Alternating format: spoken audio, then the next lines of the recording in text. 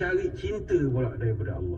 Apa yang penting, jangan tinggal zikir. Kerana orang yang banyak zikir, makin kuat kedudukan dan tinggi kedudukannya di sisi Allah Subhanahu Wa Taala. Zikir jangan tinggal. Bacalah zikir. Subhanallah, alhamdulillah, la ilaha illallah, Allahu akbar. Lazimkan. Makin banyak kita zikir, makin tinggilah makrifat kita kepada Allah. Makrifat ni bahasa mudah, kenal. Allah kenal kita, kita kenal Allah. Dan untuk yang basic-basic nak kenal kepada Allah, jangan lupa selalu-selalu telefon Allah Ta'ala. Berapa nombor telefon Allah Ta'ala?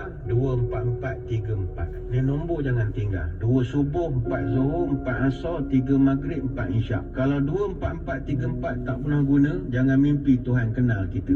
Mesti hari-hari telefon. Cuma 24434 ni dia hotline. Dia selalu engage. Sebab satu dunia pakai line yang sama. Jadi Tuhan buka satu lagi line baru atau line khas, dia panggil direct line. Berapa nombor direct line ini? 2222 2222 3. Masa bila nak guna? Tengah malam. Kenapa tengah malam? Kadar murah. Di luar waktu puncak. Kalau siang ni telefon mahal. Malam murah. Sebab orang membuta, kita seorang godeh nombor tu. Telefon. Ni simbolik tuan-tuan. Oh, telefon Allah Ta'ala sesat dah ustaz ni. Ini bahasa sastra. Susah betul cakap. Bahasa sastra. Bahasa level surah An-Nadiah ni surah tinggi sikit kan levelnya. Jadi kita selalu bermanja dengan Tuhan. Mengadu kepada Tuhan. Jadi kita selalu bermanja dengan Tuhan. Mengadu kepada Tuhan.